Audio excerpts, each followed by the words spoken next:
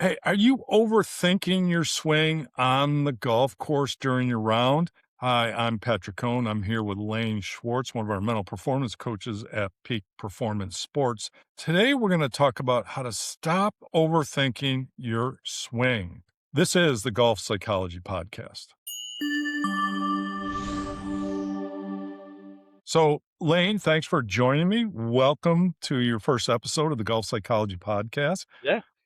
Excited you could be here and talk about golf psych with me. Let's get into this concept of overthinking. I see it as there's many levels of overthinking that golfers get into. What do you see? Yeah, I see the same thing. And a lot of the golfers that I've been working with, you see it in a couple different situations. One is they get really mechanical. And so they're running through a lot of different mechanical cues, trying to kind of force their shot, guide the ball, or they're overthinking target, shot selection, which club should I hit? So it shows up in a lot of different forms of whether, they're overthinking the actual shot itself in terms of the mechanics or their placement, shot selection. So it shows up in a variety of different situations. Yeah, another situation that I see is they start to overthink their setup and they get what I call happy feet. I'm not set up perfectly, right? Or they could even overthink their routine and how many waggles they're doing or how many Yeah. looks they're taking.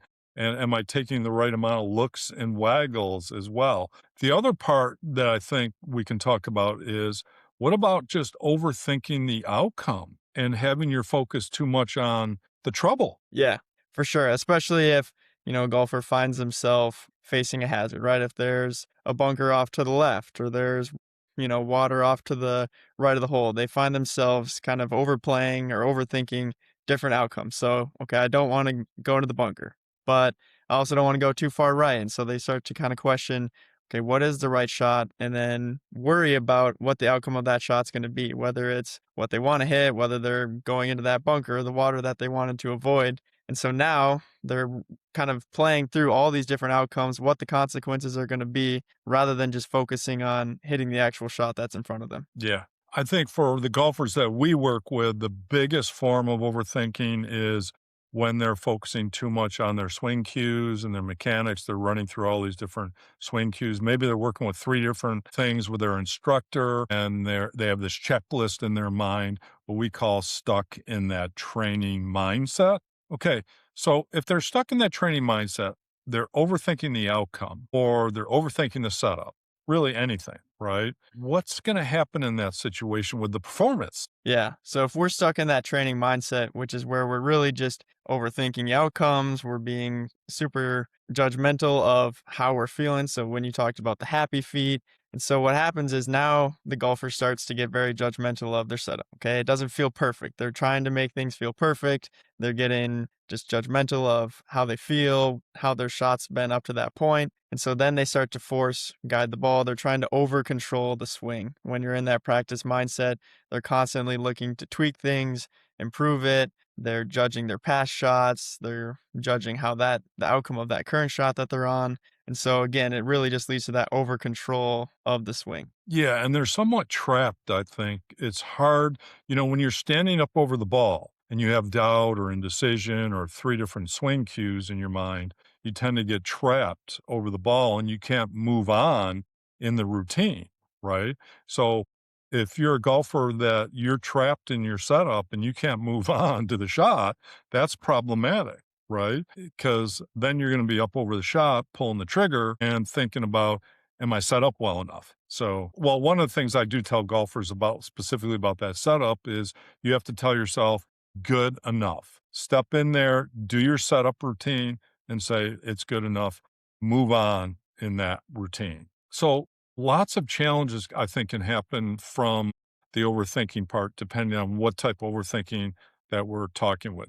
But you and I tend to be simplifiers. We like to simplify things for golfers so For that sure. they're not overthinking. So, what are some of the ways that we can get to stopping some of the overthinking and helping golfers simplify? Yeah.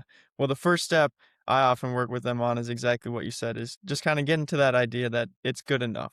You're never going to have a perfect day on the golf course in terms of how you feel, how the swing's feeling, outcome of your shots. And so really just getting them to accept that there is no perfect feeling, there is no perfect day. And so you're going to have to just accept that, okay, at some point, this has to be good enough. My setup has to be good enough. My swing is just good enough. And so from there, now they're able to, okay, just be decisive. Pick, the shot that you want to hit, be decisive with it. Trust that you have the ability and the swing that you have on that day. So we're accepting of how we're feeling, and now we're just being decisive with the decision that you're making. And so from there, we're starting to simplify. Okay, I've accepted where I'm at, how I'm feeling. Now I'm just being decisive in the shot that I want to hit. And now we can start to actually simplify that swing. And so when I talked about how they get overly analytical and overthinking about the mechanics, we really want to simplify it to just one swing cue. And whether that's a visual cue in terms of picking your target and kind of only having that visual cue of the target in your mind, or maybe it's a feeling based. So we have golfers that are more feeling based than visual. And so for them, it's really about picking what's that one feeling you want to hit, whether it's, a certain tempo that you want to feel in your swing, and just simplifying that to that single cue for that shot. Yeah, what's the primary swing cue that you wanna take out there with you? And I think it's okay to have one backup swing cue that you go to if your primary is not working, but we find that most perfectionists, if that's not working for them, if that swing cue isn't working, they're too quick to jump around to different swing cues, what we call go searching. And going and searching and tweaking is another form of overthinking, right? So I would say one swing cue that you take out there, whether it's target, tempo, balance, something very simple that's not analytical or obviously not mechanical. Now, an instructor would probably tell them otherwise, like that they have to focus on more of a technical swing cue to make it happen.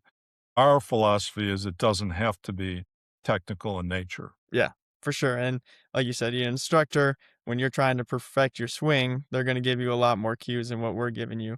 But our goal is to help you be trusting in your shot. And so when we talked about the practice mindset versus, what we call the trusting mindset, now instead of being analytical, overthinking the shot, trying to make it feel perfect, you're just allowing yourself to trust the swing that you have on that day.